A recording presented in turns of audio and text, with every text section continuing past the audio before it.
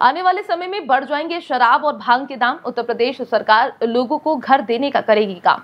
हमारे साथ समझिए पूरा इंतजाम। आने वाले समय में योगी सरकार कैसे करेगी साइबर अपराध पर कंट्रोल। 1 अप्रैल के बाद कैसे बदल जाएंगे कई नियम और कई काम हो जाएंगे बहुत अहम। इस 2024 में कई नए काम शुरू हो चुके हैं या होने वाले हैं। इस समय कई वस्तुएं व पदार्थ सस्ते हुए हैं तो कुछ महंगे। इसी बीच आबकारी विभाग के अंतर्गत आने वाले पदार्थ में भी बड़ा बदलाव आने वाला है, यानी आने वाले समय में शराब, भांग, बियर के दामों में वृद्धि हो सकती है।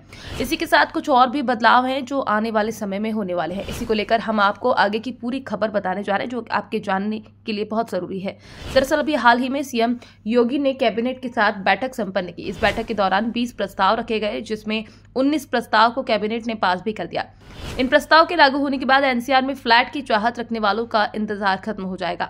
यहां कैबिनेट ने एनसीआर में अधूरे पड़े 2.40 लाख फ्लैट को पूरा करने का प्रस्ताव को मंजूरी दे दी गई। बढ़ते साइबर अपराधों के खिलाफ पुलिस को मजबूत करने के लिए 57 शहरों में साइबर थानों को मंजूरी दी गई है। इसी बीच एक खबर और है जो सुर्खियां बटोर रही है, वो ये कि इस 2024 में शराब की कीमतों में इजाफा कर दिया जाएगा। इतना ही नहीं, अब यूपी में रेलवे और मेट्रो स्टेशनों पर भी प्रीमियम ब्रांड की शराब बिक सकेगी। सक्षम स्तर से अनापत्ति मिलने पर वहां रिटेल स्टोर स्थापित किए जा सकेंगे। हालांकि इन दुकानों में प्रवेश और निकास मुख्य भवन के भीतर से ही की जाएगी।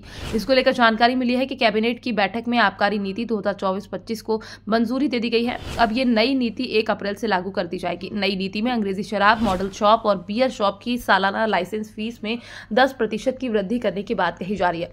अब देसी शराब का भी कोटा पहले की तुलना में बढ़ाया जाएगा। इससे शराब पहले से ज्यादा महंगी होने की संभावना बढ़ गई है। देसी शराब के पौवे में करीब 7 रुपए की बढ़ोतरी के अनुमान लगाए जा रहे हैं। तो वहीं नए नियम के अनुसार अगर किसी के पास बार का लाइसेंस है और वो उस भवन के दूसरे परिसर या टेरेस में बार काउंटर स्थापित करना चाहता है तो लाइसेंस का 25% या 2.5 लाख रुपए देकर अनुमति प्राप्त कर सकता है। बियर शॉप के 20 मीटर के अंदर अगर 100 वर्ग मीटर का परिसर है तो वहां पीने के लिए सिटिंग एरिया बनाया जा सकता है। इसके लिए 5,000 रुपए सालाना शुल्क जमा करना होगा। पुलिस या कोई एजेंसी बिना आबकारी विभाग की अनुमति से शराब, भांग या बियर की दुकान बंद या सील नहीं करा सकेगी, न ही बिना अनुमति के दुकान का निरीक्षण कर सकेगी। आबकारी विभाग के अधिकारियों के अलावा कोई अन्य एजेंसी निरीक्षण करती है तो उसे इसकी वीडियोग्राफी करनी होगी और तभी निरीक्षण संभव हो सकेगा। इसी के साथ आने वाले सत्र में पीजीआई का प्रवेश का पहला एडवांस पीडियाट्रिक सेंटर बनकर उभरेगा। सीएम योगी आदित्यनाथ ने पीजीआई में एक कार्यक्रम के दौरान इसकी घोषणा भी कर चुके हैं।